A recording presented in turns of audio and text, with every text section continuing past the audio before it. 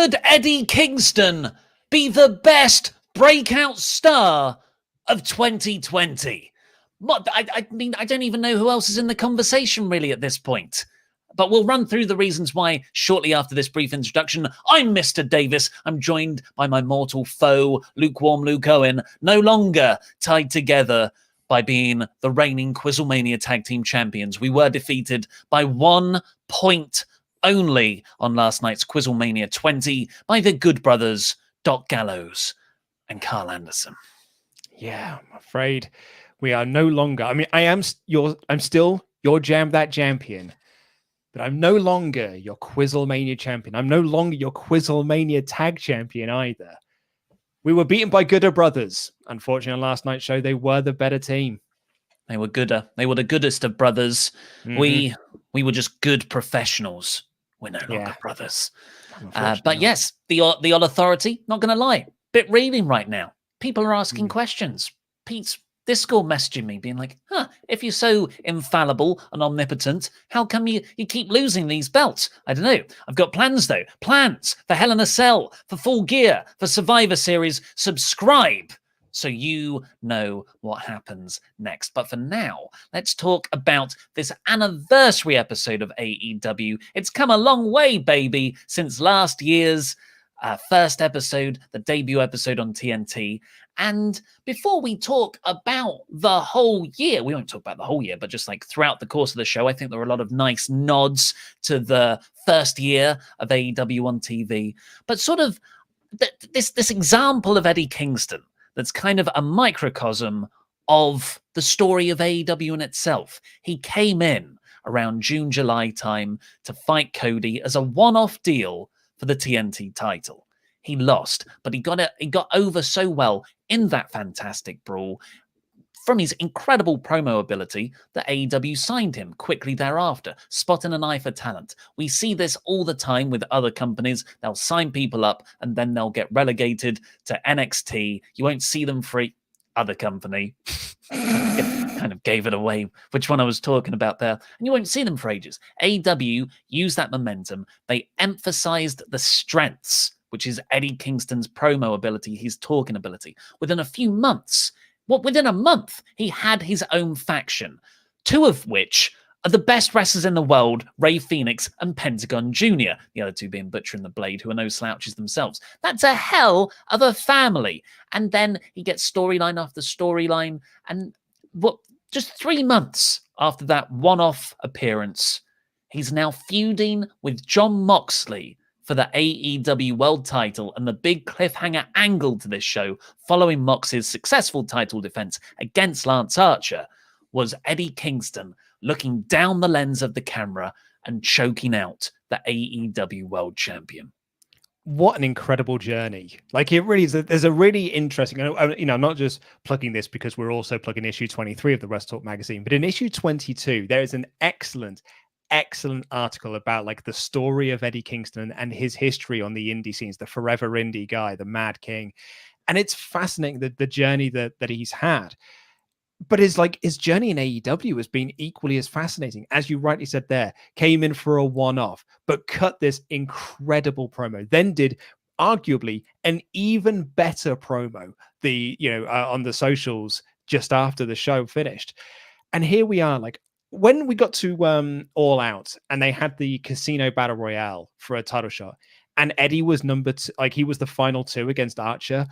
We were there doing the show. I was like, God, I want Kingston to win. I really want Eddie Kingston to win. And going into the show, a lot of people had picked Eddie to win because he'd got so mad over. Like, and always you can react. You can't say that he got over with the audience because we don't know what the audience is cheering for at the moment. But you can go by social trends, and social media blew up for Eddie Kingston. Really, it's through social media that he signed with AEW and AEW signed him. And so he just, like, I was so in for Eddie Kingston to win. And then when he started feuding with Moxley, because Archer, got tested code, I was like, this is great.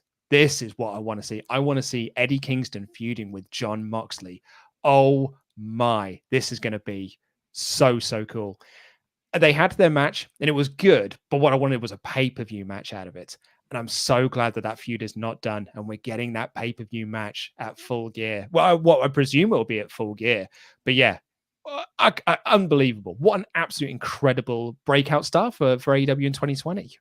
It has Bloodbath written all over it, both their brawling hardcore styles. Both great talkers. Just I cannot wait for it. I think it's been really good so far as well. And like every other one of Mox's feuds so far, it's based on a move. You know, the whole story with MJF, the paradigm shift is banned. The whole feud with Brian Cage, that Brian Cage's neck is too big to have the paradigm shift hit on it for it to be effective. Now it's all about that choke. It's the choking out, which isn't choke, it's not just the choke. There's so much more attached to that. It's a test of someone's inner strength. You know, the fact that Eddie Kingston never said he quit. I think that's definitely where we're building to. It'll be an I quit match. If it's at a pay-per-view, maybe it's on a Dynamite beforehand. I personally, I love Eddie Kingston.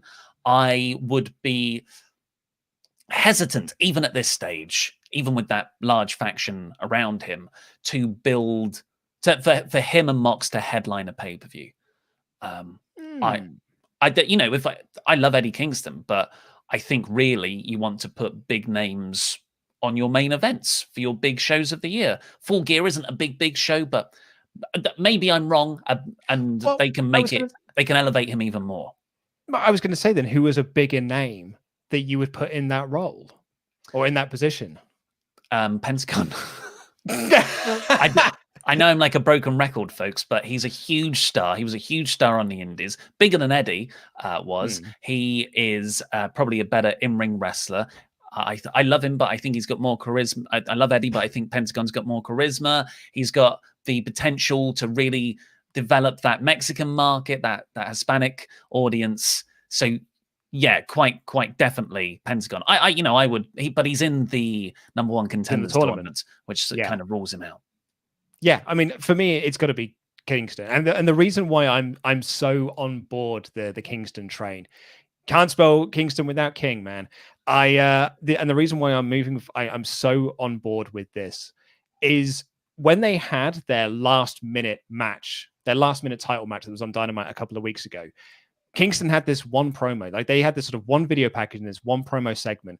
And all of a sudden, it was the most important feud to me in AEW outside of Omega and Page. I was like, oh, this is the coolest feud in AEW. And I really want to see this match now. If he's got an hour to pull the match and it makes me want to see that match, what we're going to get with like 2 months for him to, a month or so to promote this match. I think they can do some absolutely amazing stuff with this. I'm super excited for it. It's phenomenal how Eddie has, full credit to him because he had an opportunity, like he had a glimpse, he had a slight foot in the door with that one-off match with Cody, and he has just excelled. And to AEW's credit too, because it takes two to tango here. We've seen people in other companies similarly get themselves over off their own backs, but there was no help from the other side. And ultimately, that just makes it all peter out and level off. But AEW, to their enormous credit, has gone with Eddie and has elevated him, helped him, enhanced him. And that has been a huge reason why he's been so breakout. I can't really think of any other names. And it's kind of weird to say Kingston is a breakout star because he has been on the indie circuit for so long, going back over a decade. There was a line on this show where Moxley and Kingston celebrated after Moxley won, and Kingston recalled them fighting in, I don't know, CZW in 2009. 2009, yeah, exactly. It's like he's been around for so long. It's like now he's finally got that platform to be able to, on a national level, to be able to show just how good he is. When Kingston came out for commentary, I was already excited for the Moxley Archer match, just based off the promos that we had last week and the sort of brawling that they did throughout this show. But as soon as Eddie Kingston came off commentary, I got even more excited about the main event because I was like, I want to hear the guy talk. I want to hear the things he's got to say. Absolutely love this man. Just before we move on to others, I just wanted to, someone has brought this up, Davis. I thought you might want to address this one. Pentagon has charisma, LOL. Everyone's entitled to their opinion. I think it's quite obvious the way he can make an entire crowd shout whatever it is, Zero Fear. Zero Fear. Over and over again, like 8 times in a match, that yes, he does have some element of charisma, which is very conducive to crowd psychology and control. But yeah, in terms of breakout stars, I don't know who else has done it better this year. I guess Lance Archer made his debut this year, but he's sort of, it's not that, Jesus Christ. What was that? That was, right. I've got a time tracking software. Did you hear the noise? Is that your tomato meter? Yeah, it's done it. It's not meant to go off.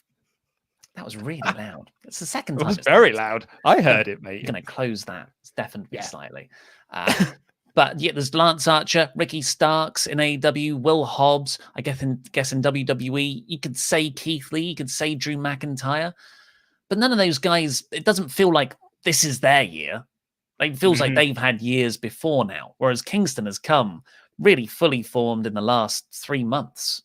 Yeah, it's incredible. I'm so into Eddie Kingston at the moment. I'm into his group. Him coming out with Penta and Phoenix. I was like, dude, I'm so into this act, and I want to see him win the title. I want to see him win the title at Full Gear. I don't think he's going to, because I think the bigger story here is to do Moxley Omega, right? Yes, but I do. I'm just so into Kingston at the moment. I want to see him win the title. I really want to know if the plan was always for Kingston not to get eliminated in the Casino Battle Royal. Because that's really the motivation behind him being put in the title picture, that he feels unjustly, disqualified from that match. He thinks it should be him going for the title. So I don't know if that's just something, a genuine mistake on AEW's part, or they thought, no one will care, no one will think about Eddie. But then it was a big thing in all the reviews on Twitter afterwards. And AEW, because they are a promotion that listens, they picked up on that and turned it into a storyline element. Let Eddie cut those promos, which in effect, it's effectively a promo on the company being inept. Yeah, either through shoot booking or kayfabe rules. Yeah, but also, he wasn't eliminated from the Battle Royal. He did not submit in that match against Moxley. He's got so much ammunition now to fuel this. I can't wait for Kingston's promos, man. And I cannot wait for Moxley's rebuttal promos as well. Moxley versus Kingston in a war of words is going to be, dude. And the match is going to be amazing. I so hope it is the main event of Full Gear. I'm fully on board for it. Well, let's see what you guys think in the super chats. Remember, get all your super chats in. We will answer every single one of them before the end of the show. Mike D says Kingston's delivery in the Moxley post-match promo was absolutely flawless and just shows that he's one of the best talkers in the whole business. Oh, yes, he is. Amazing. Nate S. I did a Twitter and sent to you Eddie's promo after the show went off air. It should have been on TV. Amazing. Yeah, I mean, I think this is a bit of a blanket statement, but if anyone does a really good promo, it should always be on television and not on social media. That goes for every company. Stop putting all your really good content on social media where less people see it. Zachary Jenkins. Also, the joke about John Cena looking down the camera and telling Vince he's going over made me piss my pants. Jam that jam, and yes, please. Yes, please. Get rowdy, everyone. Get rowdy. No, don't get rowdy. Get rowdy. No, thank you. Give me yes, please. Blushing Chicks. Fantasy booking. What if Kingston wins the title and post-match Pac comes out to challenge, since he was with the Lucha Bros before as part of Death Triangle? They were Death Triangle, yeah. A little storyline there.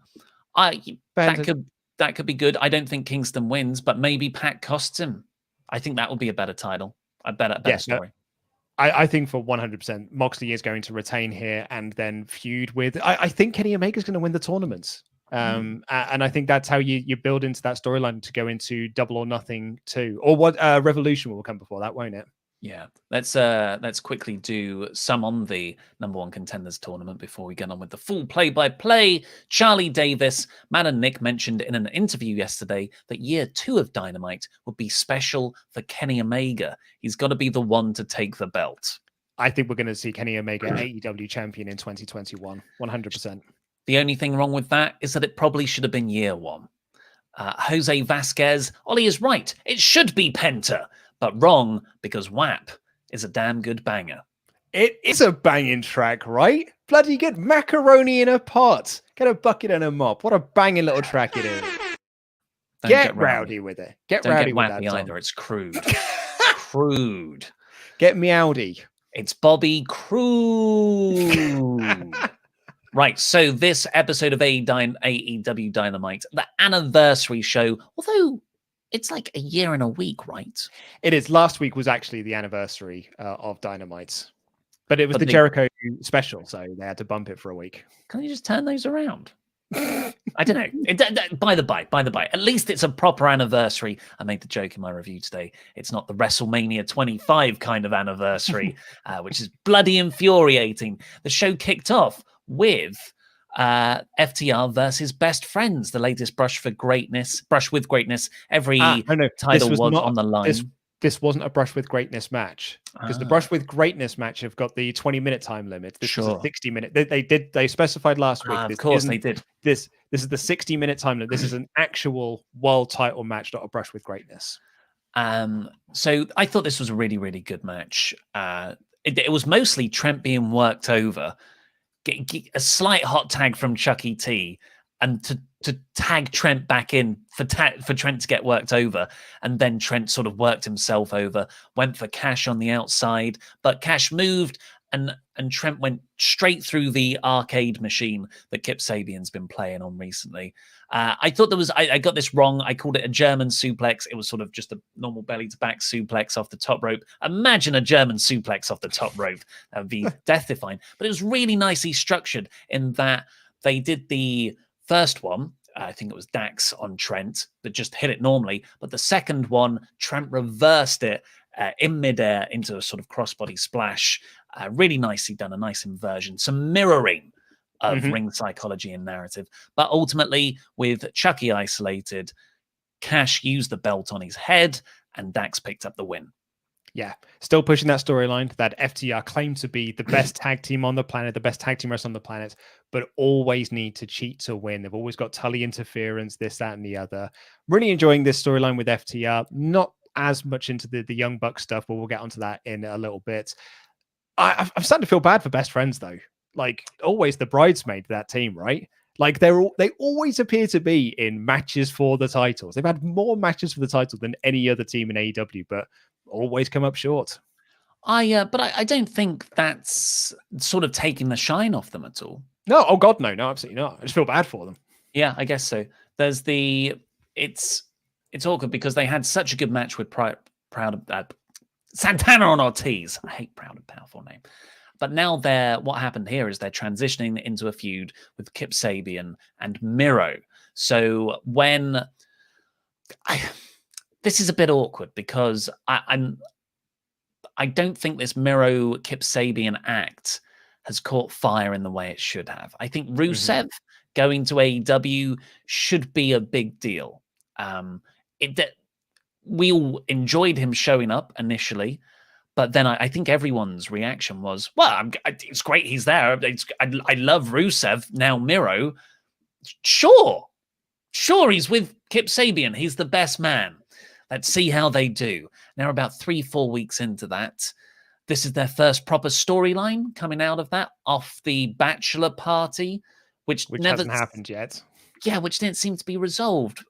The last time we checked in on this was, what's his name? Billy Mitchell.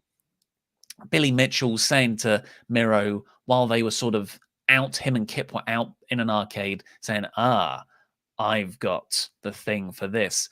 And then the next week, it's just Kip, Miro, and Penelope Ford playing an old arcade machine in the crowd.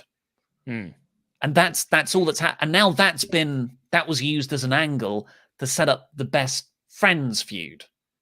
And the best friends have just come off a feud saying how they're not comedy wrestlers who do things like this.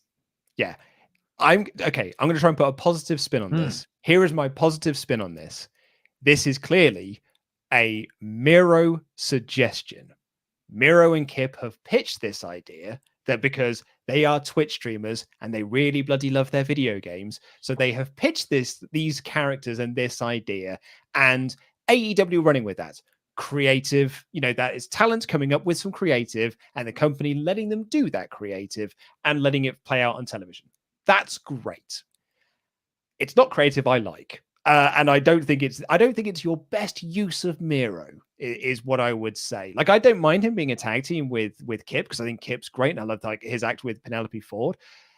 I'm just not like, it's not how I would use Miro. It is pretty much sort of what it boils down to. So yeah, I don't think it's the best thing in the world, but I'm still holding out hope. Yeah, so Miro came down in the post-match. So best friends hug, they celebrated, oh, what a tough match that was, but they ultimately lost. Miro runs down because Penelope Ford had run to the back to say, hey, Trent just destroyed the arcade machine. Miro runs down, does this really cool beatdown. He showed such great intensity, and he's so, he's enormous. He looks in great shape. And then that went straight into a squash match with Miro and Kip beating Sean Maluta and Lee Johnson, which was, almost... It was 95% Miro. And I thought it was rad as well. Like, and they were putting over the fact that Kip did nothing in the match. Like, this is all Miro, and it's all Miro kicking ass. I also very much enjoyed Miro calling them good friends. Like, doesn't even have the decency to really learn what their tag team is. Just like, good friends. You broke my S word. Game over. I did enjoy that. Well, I think that's part of the feud. I genuinely think this is how it went, because I would have done the same. That is, oh, you're going to be the best man. Well, it makes sense for your first proper feud to be against the best friends. That works, yeah. And you just, I think that's the genesis of this idea. Hey, Davis, I've got a question for you. Comes from Aries. How many rounds are there? How many rounds are there? Just going to ignore, be the big man. Carry on. So Miro, squashed. I think it was Sean Maluta. He made tap in the game over, which is the accolade. But it wasn't put on the best at first. No, he slipped, didn't he? Oh, apparently Sean Maluta's a slippery little bugger. He slipped, but in a way where he had the hold on thin air, and he had all the intensity, like all the. But there was no one in the hold. But very quickly corrected. It's it's a mistake. It's a shame. It's just, I feel like Miro's run has just unfortunately been mostly misfires, because he injured himself in the first tag match. Thankfully, he seems to be recovered from that. There was this botch, which came in like a 2-minute match, and the finish as well. I hope this develops into something. I don't feel much natural chemistry between Kip and Miro. I feel like it's quite an artificially fudged together act, but hopefully they can grow that. But I really did like Miro's line at the end. Good friends. You broke my S word. He said the S word. I thought that was really well delivered. Yeah, agreed. After that, we got Lance Archer brawling with Jon Moxley backstage. Or as I've written here, backstage, Archer kills Jon Moxley. That will be a recurring thing throughout the show. The setup, the no DQ stipulation. Penta and Joey Janela were announced for the final 2 of the AEW number 1 contenders tournament. So you showed all the first round matches, how they're going to end up. And would you believe it? Omega and Paige are on opposite sides of the tournament brackets. Can you believe it? Who'd have thunk it would come to that? I still think, though, that they're not going to have that match at Full Gear. I think that the Bucks are going to either cost him his spot, or something's going to happen. I think they're going to hold off on that match until another pay-per-view, maybe even for the title. It's good either way. It happens. Well, hey, it happens. I think it's time to happen. They've been feuding kind of for 9 months. But if it doesn't happen, I don't mind that either. It's a story. It's a slower build. You seed more. Maybe it's Omega who cost Paige his match. And Omega still wins. Plenty of Davis, how many rounds are there in the tournament? It's from your biggest fan, in fact, has asked that question. Well, there's the quarterfinals, which would be round 1. There's the semi-finals, which would count as round 2. And then there's the final match, which will count as round 3. So that there are 3 rounds. 3 rounds. Okay, good to get that answer there. And our opening round matches. This is quite the lineup, isn't it? Okay, so we've got Kenny Omega versus Joey Janela. That'll be fun. Colt Cabana versus Hangman Page. That'll be fun. Wardlow versus Jungle Boy. Oh, that'll be fun. Hang on, what's this other one? Ray Phoenix versus Pentagon Jr. as an opening round. Bloody hell, lads! Like, I read hell, like that's gonna be great. I read a review, Cage Side Seats' review, which is always very good. And they said, it's a shame to give away that match on free TV with like no 1 week of build. I'm like, but it makes sense, doesn't it? It's a first round match, and it's not a blood feud. Like if they were to blow off the blood feud immediately, that would be bad. But I think when you've got a tournament or a tournament in place, that I'm perfectly fine with them giving away matches like this. Yeah, absolutely. Like I think it makes perfect sense. And Kingston later on when he was doing commentary was like, look, it doesn't matter like who wins, because a win in the tournament is a win for the family. Mm-hmm. So it's really, I think it's going to be I mean, those two have had incredible matches together. I think it's going to be awesome. It's going to be so great. After this, we got MJF welcoming out Le Champion Chris Jericho, who was accompanied by the Inner Circle. And it was a kind of comedy segment where MJF teased this big announcement that he wanted to make. He struggled to get it out. He wrestled with himself. And then he finally said, I want to join the Inner Circle. And the rest of the Inner Circle are like, no, we don't want you. You're obviously trying to, do something, you're trying to break us up long term. But Chris Jericho says, no, quiet, boys. I challenge you to a one-on-one steak dinner next week. So we're drawing this out again, and we're getting a Jericho MJF sit-down dinner next week, which I think will be absolutely hilarious. Yeah, I think it's going to be really, really good. Credit to them as well, because you said then I want to join the Inner Circle, but it was like I basically sort of kind of should have joined the Inner Circle. But he had this really sort of complex, and he said it very, very quickly. And then to his credit, Jericho just repeated it right back, neither of them slipping over a line. It was really, really cool. It was very impressive. It's a talent. I can't speak normal English most of the time. There are a few other beats in there. Sammy Guevara finally got the jacket that MJF didn't give to him initially, but it was massively oversized. That was funny. But it's good because that means that it's going to be Sammy Guevara feuding with MJF. Because that's good. That gets him away from Matt Hardy, because that feud is definitely, we're not going back to that cursed feud. So that's good. We're already starting a new storyline for Sammy against MJF. Great news. Couldn't be happier about that news. It would be folly to keep booking Hardy against Sammy Guevara when nothing good ever comes of it. Nope. Yeah. I mean, you definitely want to just keep those two far apart from each other. So as funny as that segment was, it was not even close to the enjoyment and laughter I had in what came next.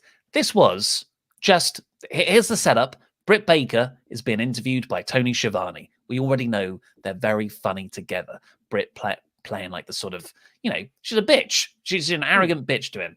And Tony Schiavone is just sort of the hapless, okay, but I'm interviewing you. It's such a good dynamic. And it's in a spa. So first off, they're but it's like, it's so choppy. They're trying to get over that Britt is having an epic comeback. But she keeps on getting disgusted by things Tony's doing. First off, that he's naked under the towel. But it's not creepy. It's just like, oh, bumbling idiot Tony. It's like, oh my God. And then they just started waxing his chest. Which I know. Exactly like the 40-year-old virgin, that brilliant scene there. It came off as a shoot. It was them just having fun waxing Tony's chest. You can see by the way that Tony was like giggling, like before, just like, oh no, you're not really going to do this, are you? And then they did it. It was a total just shoot. Spur of the moment thing, like, oh, it'd be pretty funny if we waxed Tony's chest though, wouldn't it? And they're like, yeah, no, that would be funny. I was a bit worried you were going to get like PTSD, like flashbacks, like Nam flashbacks for Quizlemania. Yeah, well, his chest was nowhere near as hairy as mine. But I just thought this whole thing was excellent. It's about 2-3 minutes long. All hit, no filler. Brilliant. Absolutely loved it. Really, really into Britt Baker. Aside from Hikaru Shida, is the lady wrestler, if you want to put them that way, the women's wrestler in AEW that I'm most into, because I feel like everyone else has just sort of been flattened out, basically. Orange Cassidy then took on Cody Rhodes for the TNT title in what might be my favorite Cassidy match since Pac. It was, yeah, maybe. I actually know, because I really enjoyed the Mimosa Mayhem match. Actually, I really loved the Mimosa Mayhem match, actually, because for me, this match was great. Like the finish to this was flawless and like perfect, just absolutely perfect timing. But like the match itself, because it was a 20-minute time limit draw, which is great. And like, and we'll get to the ending in a minute, but it did mean that sort of like for 15 minutes, it was just Cody beating up Orange Cassidy for a long time. And I don't think that it ever really got, like, it felt like it went a bit too long, if you sort of see what I mean. But it was worth it to get to that final end point of that sort of final 5 minutes, which were just like, oh my God, incredible stuff. Yeah, so it started with Cody working over Cassidy. I'd say that only went about 5 minutes. They spilled outside. Oh, is that the real All Elite Wrestling? It's not the real. It's absolutely not the real. There's no check mark. God damn it. Every time. Marks. So yeah, Cody worked over Cassidy for the first 5 or 8 minutes or so. They spin outside, but then the Dark Order are just there in the crowd, not with Brody Lee, just watching Cody. It's a really nice like spinning of that plate still. And John Silver, who is just fantastic, ran out, grabbed the TNT title, went to use it on Cody, but Orange Cassidy stopped him. Cassidy looked at the title, thought, oh, I could use this myself, but didn't, gave it to Arn Anderson. It was all very nice, but it was more of a spot to transition from the opening feeling each other out stage to just, I thought, 10, 12 minutes of back and forth, which I thought, I fully accept if you thought it was too long. And yes, the match was designed to go long, so maybe they did artificially stretch some stuff out. But I really, really enjoyed it. I thought, Cassidy, I've been saying for a while, looking back, I don't know if I did love his Jericho feud. I think it was too zany for my tastes. They did what they could with it, but I think I was thinking I was into it rather than actually being into it. But I thought this was a great balance of using Cassidy's shtick as a kind of mind game, but then doing the actual wrestling too. He hits this air raid crash thing on the apron in the last minute. And genuinely, I thought he was going to win it. But then, yes, the finish Luke alluded to was sort of that pinning combination that Cassidy does. The bounce trap, yeah. Yeah, and then Justin Roberts is counting down, perfectly timed. The referee, 1, 2, and that's it. Timer expired, and it clearly showed that Cody's shoulders were down for the 3, but the time limit expired. And what was perfect about this finish, it's not just the mousetrap and it's not just the 2 count, it's everything that came before that. Because you're right, he hits the beach break on the apron, and so like Cody falls to the floor. So Cassidy is running out of time here. He has been worked over. His leg has been targeted this whole match. He went through there's a spot when Cody had him in the figure 4, and so Cassidy managed to reverse the pressure, but immediately Cody rolled it through again, back into that figure 4. So his leg has been worked over the entire match. So he's struggling to get Cody Rhodes in. Just about gets him in, just about gets himself in before the 10 count. Now his time is running out. Hits the beach break, gets an earful. Oh my God. Now it's time to hit the Superman punch. And the commentators are saying he needs to hit the Superman punch and put this match because he's running out of time. So he sets up to do the orange punch, and his leg gives out. And his leg gives out because it's been worked over, so he buckles. Cody picks him up, goes to hit the crossroads, and he reverses it into the mousetrap for that 2 count, and the timer expires. If Cody hadn't targeted the leg and he'd hit that orange punch, he'd have had the time to win the match. He had just enough time, but not enough time. It is a perfect ending to a time limit draw. Absolutely loved it. Yeah, absolutely. Yeah, completely agree. Cassidy had a rematch announced for 2 weeks' time. So the TNT title is, it's got a really nice looking long-term direction, because interspersed with all of this was Darby Allin stinging it up in the rafters, watching on from the top stands, because he will be facing the TNT champion, whoever that may be, at Full Gear. Yeah, no, really, really excited for that as well. But so the rematch there's a couple of things from this episode, including the Tombola segment that we'll get to shortly. That, I mean, Louis in our Discord called this Wednesday Night Raw, which I think is hilariously stupid. But a few people online have also had this pretty idiotic take that AEW is slowly becoming Monday Night Raw with its ineptitude and poor storytelling because, quote, too many rematches. This rematch makes total sense. It was a time limit draw and he had the match won. Like, of course, then he gets the rematch off the back of that. Like, that's logic storytelling, right? Yeah, it's a shame people take it that way. If you're into a feud, maybe that's deep down, that's because you're not connecting with the characters. Usually you don't get annoyed that people you like wrestling in a feud or storyline you're into are getting another match. I came out of this being like, oh my God, I can't believe they've made me want to see an Orange Cassidy match again for the TNT title. After last week, I was like, well, it's a shame Cassidy's facing Cody again because he was just beaten by Brody Lee. I thought this was a masterpiece of making that work. But, everyone's entitled to their opinion. I do agree, though. I feel like that one is looking for stuff. Because I really can't find fault in this. But I'm not saying there isn't fault. I'm just, I think that's coming from a bad place. You want to find fault? Wait till we get to that bloody tag segment. Yeah, there's stuff elsewhere on the show to take issue with. That's with, Moxley then attacked Lance Archer for a receipt backstage.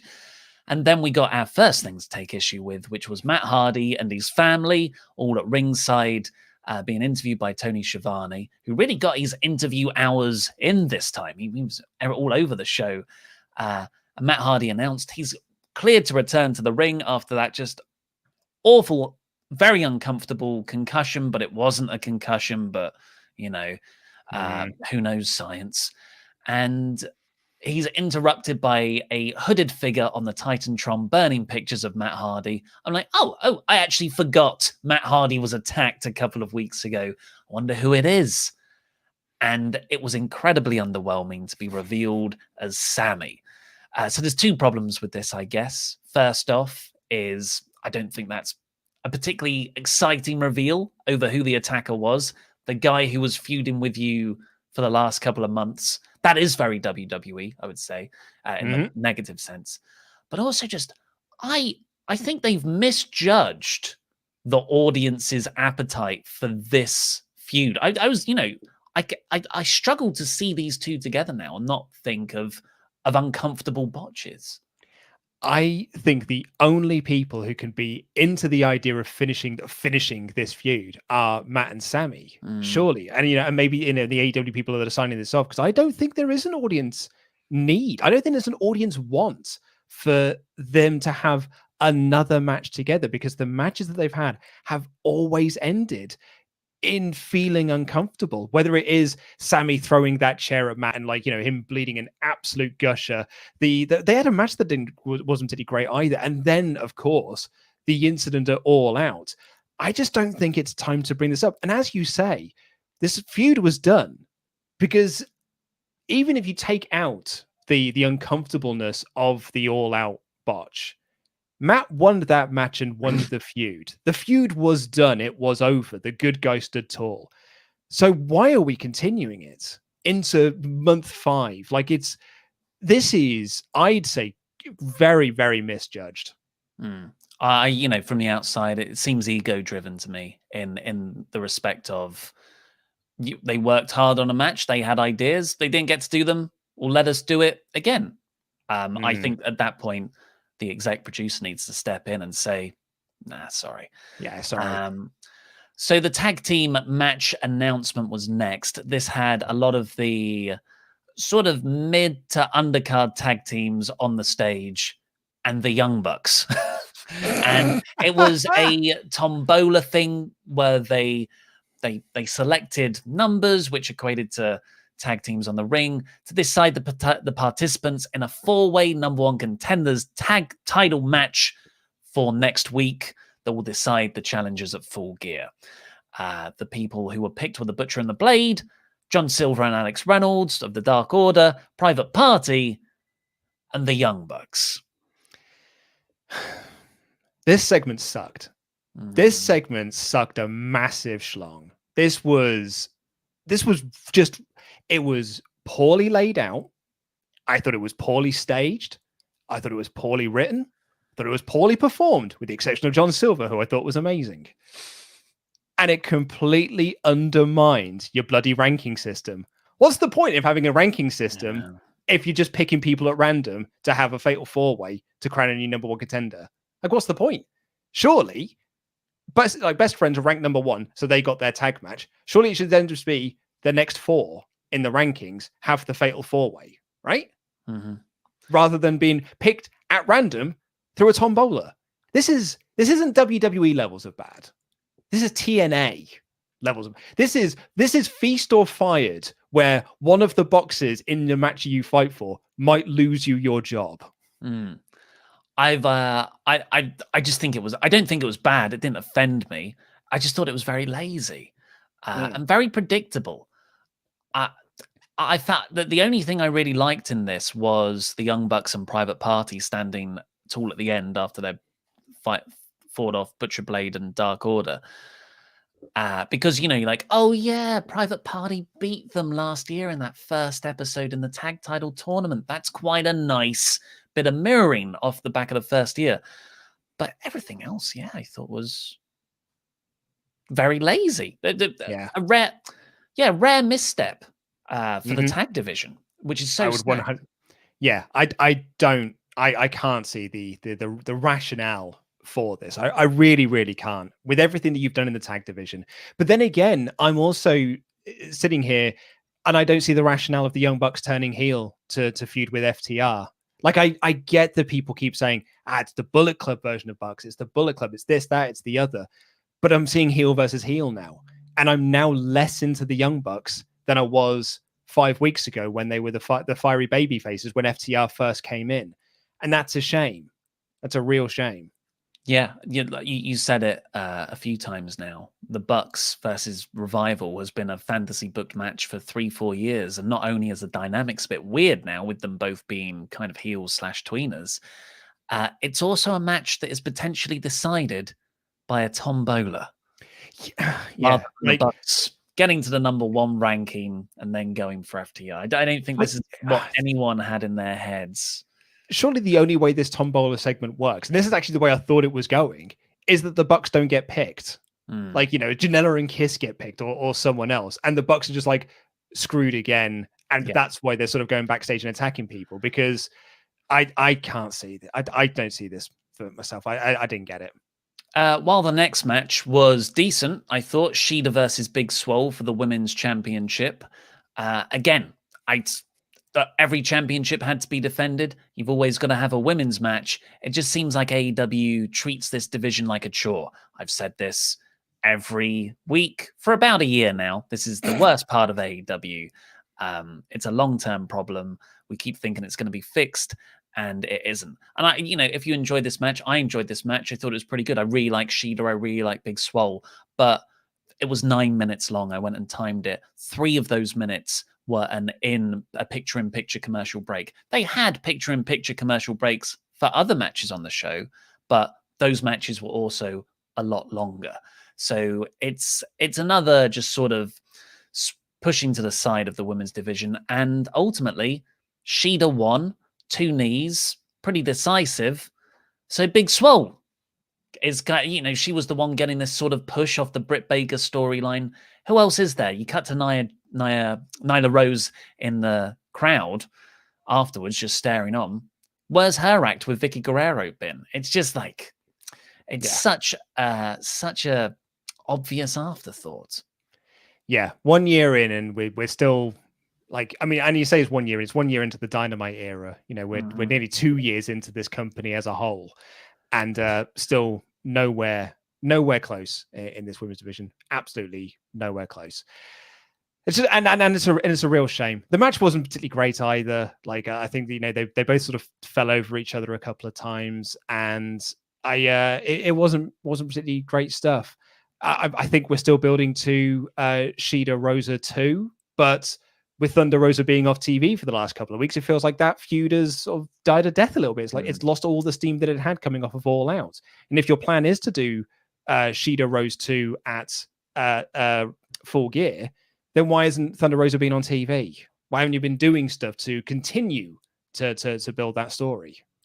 Yeah, you've got the elements there. You've got Baker, you've got Nyla Rose, and you've got Rosa. That's 4 people there. I don't know why something can't be told week to week with all of this. We got a Sean Spears video promo on Scorpio Sky after this. It was a video promo. And it's a AEW Dark storyline getting a video package on Dynamite. I've been asking for it, so hey, I'm fine with it. And the main event was Moxley versus Archer, which we've covered the post match with the Eddie Kingston stuff, but the actual match itself was really, really good. Awesome. The feud, unfortunately, had to be postponed for a bit because of COVID-related reasons. So they picked up that momentum again by Jon Moxley immediately hitting the paradigm shift on Lance Archer. He hit 2 more in this match, 1 off the apron through 2 tables. Lance kicked out at 2 every time. I think it's about time you stop doing the paradigm shift, John. It's not beaten anyone in 6 months. It's because they're big lads. That's the problem. Is he's been hitting it on monsters for a while. Can't hit it on Brian Cage. His neck's too thick. You can't put away Brody Lee. He's a big lad. Lance Archer, he's a big lad. Like, that's the problem. He's always facing the big boys. You're not going to put him away with a little DDT, are you now? No. But it was really good. Lance Archer comes out wearing a spiky helmet, which was awesome. To my knowledge, he hasn't worn that helmet since the US Championship match for New Japan at Wrestle Kingdom against Moxley. So that was a really nice touch. That's nice. It's got new music as well. And I am all for this new music. I know a lot of people like this old one, and I thought it was fine as well when it was the metal song, and then it turns into a pop track. It's like, everybody dies, yeah, they all die. Everybody dies, everybody dies. And I'm like, oh, no, this is not a good song anymore. This new song, though, it's pretty rad. A really good, really, really, really fun brawl. These two are fantastic together. And Lance hit the blackout. But when he went down to pin Moxley, Moxley reversed that into a crucifix pin to win. And Lance is sort of like, oh, I was tricked. I think if I'm nitpicking, I think the blackout's such a spectacular move. I wouldn't even have people conscious enough to reverse it into a pin. But overall, I thought this was really good. And then Kingston comes down and sets up that match between him and Moxley. Yeah, absolutely. So, Mark Farrelly has just said the Thunder Rosa is back home in Mexico running her own promotion. Do you know what then? Don't start a storyline. Yes. If that's because this is the bloody Riho thing all over again. Well, they couldn't book Riho. She had to go back to Stardom. Don't put the Megan title on her then when she's not going to be around for 2 months. Like it's a bit of forward planning. Do you know what I mean? Like it's a bit of forward thinking. So weirdly, for the anniversary show, no Kenny Omega and Hangman Page on the entire thing. But maybe that is all of year 2. So I don't think we'll be lacking for Omega and Page there. But overall, it had its problems in the sort of the start of the second hour with the Matt Hardy stuff, the tag title stuff, and the Shida versus Swole stuff. But overall, I love AEW, and thinking about where they were when they started and the amount of stuff they've taken on board and changed for the better for their men's wrestling is just so brilliant to see. And I was sort of left with this episode with sort of a happy, elated feeling. So I gave it 4 out of 5. I'd have done the exact same thing. Like, I don't think it wasn't like this particularly like brilliant show, but looking back on it, I loved the opening tag match, loved the Cassidy Cody match, and I loved all the Moxley stuff, I loved all the Archer stuff, I loved all the Eddie Kingston stuff, and AEW was my favorite show of the week. It has been for the last year. I enjoy watching this show way more than I enjoy watching Raw, way more than I enjoy watching SmackDown, and at this point now more than I enjoy watching NXT. I always look forward to it. Even when I've had weeks off from this job, I've always watched AEW. I've gone out of my way to watch that show. And I don't do that for a lot of other wrestling, unfortunately. And I love this company. There are times when it frustrates me, but overall, I do absolutely love this show. And I've thoroughly enjoyed reviewing it for the last year with you. And I'm looking forward to reviewing year 2 with you as well. Yeah, really looking forward to that, man. Thumbs up. I hate you, buddy. I hate you too. Well, I tell you who I don't hate, at $25 a month or more pledge hammers on Patreon. If you're not a Patreon already, get over to our WrestleTalk Patreon page where you can sign up, because Luke and I will be reviewing WCW Halloween Havoc 1995. We started it today. It should be up sometime next week. Yeah, well, yes, unless we get it finished tomorrow, in which case it might be up tomorrow. But let's not put too much pressure on ourselves. We may not get time to get it finished. But if you're thinking to yourself, Halloween Havoc 95, that sounds familiar. Oh, it is. It's got a monster truck sumo match on it between Hogan and the Giant. It's got the debut of the Yeti on pay-per-view. And if you're thinking to yourself, oh, I'm not convinced that that's enough to make me want to listen to you review this for 3 to 4 hours, how about a 13-minute match between Lex Luger and Meng? Oh, it's quite the show. It's 1995 wrestling at its probable worst that isn't Yokozuna versus Mabel at In Your House 4. Well, thank you for our $25 a month pledge hammers on Patreon who pay for that kind of stuff and get a shout out on this show with a cheap pop. The fitness concierge, Scott Michael. Or Scott Michelle, sorry. Have a glass of sherry, Martel J. Simmons. Very good. Vito Ventura, Pet Detective. Nice. Excellent. Infinite Crisis, Chris Jenkins. Thank you, Chris. We love you. Robin Banks, Lee Roberts. Put the money back. Woo. Philip Lita Dumas. Always supposed to think of Kevin Mahan of the AEW podcast's impression of Matt Hardy, because he was in all of his shoot interviews after he got fired. It was almost like Lita, aka Amy Dumas, aka Lita. Nick Bitchin Kitchen. Yeah, I like that one. You'll never get this name right, you idiot. Matthew Zimjewski. I think we've nailed it, though. Marcus, he's got Sol Campbell. It's a football joke. Moving sideways, Kieran Crabtree. Thank you, Kieran. All-star Chuck Turner. Hey now, you're an all-star. And lastly for now, let's all have a drink, Chris Merriman. Whoa, thank you, everybody. Let's bust through these super chats. Last call, folks. Black Adam. I get Eddie is a good promo, but he says a lot of nothing before it gets good. Then it stops at good. It's too much rambling for me. Get to the point. I'm going to strong disagree. I'm going to tick the box that says strong disagree there, Black Adam, on that one. I would say that's a minority opinion. I think he's fantastic. Monty Granito. It will always be Death Pentagon. Have you heard Kingston's promo on the sugar cookie from Being the Elite? Legendary as always. Thank you. Yeah, Thank you, Monty. It's amazing. It's just. Oh, speaking of Monty, did you see the promo that aired on Twitter last night that Lance Archer posted? Oh, from Suzuki. No. This one. Ask William Wallace. I am the alpha male. He is I and I am him. The alpha male is he and he undoubtedly is me. Rewind. 2021 style. When I put this mic into my hand, you know it's going down. Baby, everyone knows the alpha male's name can only be Monty Brown.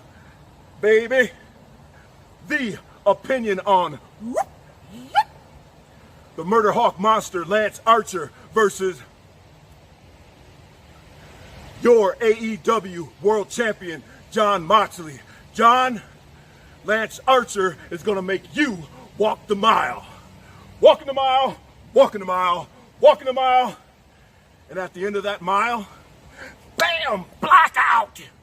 Or in Serengeti terminology, Jon Moxley, October 14th, AEW anniversary show. You will be grabbed by the jugular. Your windpipe will be crushed. You will be shaken loose and left laying on Lance Archer's hunting grounds. Well, what does that mean? That means it's over. The end for Nice kaput. Mox, kick rocks. I don't even hurt you. Probably means someone got pow. breakout star. Period. He got Monty Brown out of retirement to do a promo for him. That had so many endpoints. That was like Return of the King. That promo got Blast posted. from the past. That promo got posted just after Quizlemania, and basically me, Sean Ross Sapp, and Mega Ran just started freaking out, being like, Monty Brown's back! Monty Brown's on Twitter! Someone get in touch with Monty Brown! What a guy. Yeah, if you're unfamiliar with him, great TNA. Really sort of a missed chance there. He should have been so much bigger than he was. Should have beaten Jeff Jarrett at Final Resolution 2005. Is one of the biggest missteps in wrestling history. Matt Dennis, Kingston Moxley shows you don't need long-term booking all the time. If you treat your characters right, you can just throw them into feuds and it can make sense and it will be compelling. WWE take notes. Mm-hmm. Nice. Gabriel Caruso, Pentagon versus Phoenix for free on TV is the right move. They've been featured as a tag team the whole run. This will show the newer viewers how great they really are. No better chemistry than brothers. Tell that to Matt and Jeff. Yeah, who have had nothing but bad matches together. Awful stuff. And Undertaker and Kane. Gabriel Caruso. I really don't want the Young Bucks to win the 4-way tag match next week. Way too soon. I'm rooting for Butcher and Blade. Macho Man Hulk build that FTR YB fight. So yeah, absolutely. Need to stretch it out. Probably have the Bucks be the faces again. And it's just too predictable for them to win next week. Nate S. Going by the crowd last night, Bucks are already fully heel and Cody or Penta waved at me, so we're basically best friends now. That means he's going to kill you. That's one of his killing signs. That's good that Nate S is our man on the ground there. Great to see you're in attendance. Jaylon McKenzie, I actually like the gimmick, having enough money to pay off any fines. But we all know Young Bucks are the management. AEW, I'm not effing stupid. Good point. It's a good point. That's a good point. Monty Granito again. I only watch wrestling because of AEW, and even I'm not into this Young Bucks thing. We've seen them as vice president dads for a year. You can't be punks anymore. That's an interesting way to look at it. You're too old to be those characters now. Yeah, sometimes when you go back and revisit stuff in the past, maybe this Bullet Club, it's nowhere near as bad as this, but kind of like Michael's Triple H trying to be DX again. Yeah. Oh, God, it's not that bad, is it? It's not lads in their 40s. Like, we're still in our 20s, right? Charlie Davis noticed at the end of the Orange Cassidy match that Orange reached for the belt after, and his face just fell when he realized he didn't win. Perfect. Exactly. He thought that because he had the match, he had him pinned. That was a 3 count, but he didn't hear that the time had expired. Wonderful stuff. Gabriel Caruso, I'm kind of over Orange Cassidy at this point. I can't tell if he is as popular as AEW believes he is, or if his star is fading. I miss live crowds. Yeah, live crowds would be really helpful. Meltzer at this point, actually, on Wrestling Observer Radio, where he said that he reckons if crowd were here, John Silver would be one of the most over things in the company at the moment, because there is this huge swell of support for him, particularly with all the stuff he's doing on Being the Elite, and that is the AEW audience, that he would probably be so massively over at the moment. Yeah, Cassidy has this push off the back of huge quarter-hour rating segments that he was doing. So by those metrics, he see his home look. I'm just double checking that my internet is still working. Can you hear me fine? Okay, good. It's your internet then. The Adnap 2 says, sick of Jericho making the crowd sing Judas. It only started because there were Fozzy fans on the cruise. Every week on dry land, it's just ego. I love it. I think that if you can't enjoy a Judas sing-along. And it's not Jericho making it do it. It's the audience are doing that. That is something that has organically happened from the crowd, and the AEW are allowing that. This isn't like remember One Fall when the crowd were really enjoying doing that, and WWE were like, "Don't do that. That's that. We don't want you to chant that. Stop doing it." This is them letting the crowd enjoy themselves, and I love it. I don't even like the song that much. Second class deleted. Still upset AEW hasn't acknowledged that Cabana is MJF's father in kayfabe after months of them being in the same locker room. Well, maybe that will be the big next storyline for Cabana. Christian Baltimore, one of you has to have a steak dinner with Jericho and one of you has to have a spa day with Britt Baker. I'm a vegetarian, so I guess I'll take the spa day. Yeah, spa day sounds quite... I love a spa day. But I can't have the steak dinner, so you're going to have the steak dinner. It's either or. I'll go for a steak dinner with Jericho. That'll be fun. Leave his belt. Nate S. The Street Fighter movie reference Game Over is infinitely better than the Rusev Crush before he slaps on the finisher. I popped for that. Yeah, I wasn't sure if it's meant to be like that from the Street Fighter movie, or if it's just Game Over is an incredibly popular game term. Like it is, it's the game term. I named a book after it. Monty Granito, AEW on this anniversary show showed how skilled, different, creative, and charming their show is. Creativity in its rarest. Gregory Nelson, mod. Can you stop clicking on the chat that you're currently on? Because when you do, it highlights your name and then I can't read the rest of the chat. Thanks, mate. I'd much rather watch people make some mistakes than watch them be scripted. Yeah, I totally agree. And thank you, Monty, for you've given a lot of generous super chats. Certainly have. Really have. Thank you so much. Ross Bland, in kayfabe, has good/blonde Cody's confidence gone? Maybe they're showing that good Cody can't win, but dark bad Cody can. Thoughts? I think we're reading too much into the hair there. I think he did the dark hair to tease he might be going heel. But then the promo last week was his sort of, no, I'm always the big babyface Cody that you all want. And now he's gone back to blonde. Zachary Jenkins, I just listened to the WrestleMania 30 review and it was my favorite. The amount of foreshadowing without our knowledge was so funny. So with that said, I've been a sub for 3 years now. I think it's time to become a Patreon. Welcome to the elite. Absolutely. You get loads of stuff. There's like hours upon hours of bonus content there. Tyler Wright, how many rounds are there to this review? Genuinely one of my favorite Quizlemania moments. Thank you for everything, boys. Jam that jam. Joe Van Hansen, I'm excited about the tournament. I just hope that maybe Mr. Davis can tell us how many rounds there are. Love you guys. Quizlemania was gold. And that is all of the super chats there, Davis. You can get rowdy now. That's all we've got time for today's show. Thank you, everyone who super chatted in, and of course, everyone who watched. Go over and watch the WrestleTalk news from earlier today, which has some news on Andrade's chances on the main roster. They're not very good. And also, go and watch Luke's picks for every draft trade ranked that went up yesterday. But for now, I've been Mr. Davis. This has been Lukewarm Luke Owen, and that was Wrestling Jam That Jam. No, thank you.